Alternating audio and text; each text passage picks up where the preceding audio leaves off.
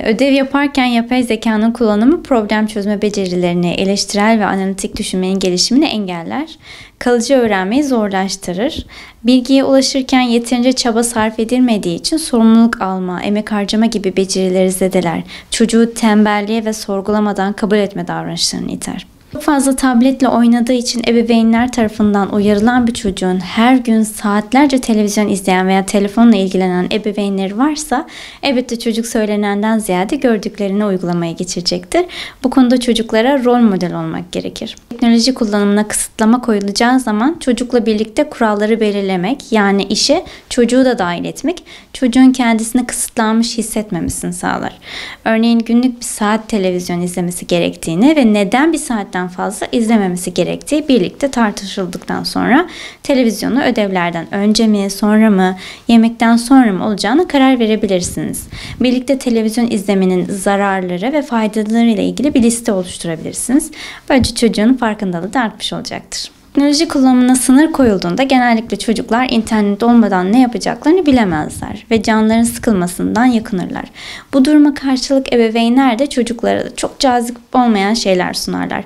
Ev işlerine yardım etmek, ev ödevlerini yapmak, odasını toplamak gibi. Böyle bir durumda elbette ki çocuk internet dışında geçirilen zamanın çok da keyif verici olmadığını düşünür. Çocukları sanal dünyadan uzak tutmanın en güzel yolu sanal olmayan dünyanın da keyifli olduğunu göstermektir.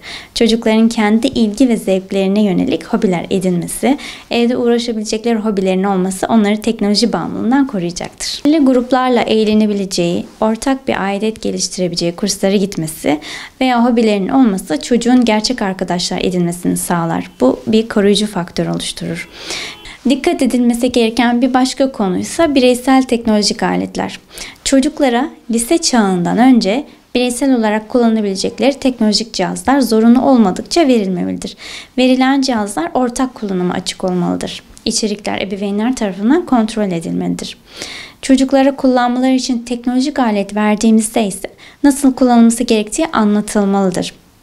Ders yaparken internetteki kaynaklar kadar evde bulunan kaynaklardan da destek alması sağlanarak daha kapsamlı araştırma yapması, farklı kaynaklardan öğrenmeyi pekiştirmesini sağlanabilir. Unutulmamalıdır ki gelişen teknoloji hayatımıza her geçen gün daha fazla dahil oluyor. Burada bizim istediğimiz şey çocuğu teknolojiden uzak tutmak değil, bilinçli bir kullanıcı olup kendisini teknolojinin zararlarından korumayı öğrenmesidir.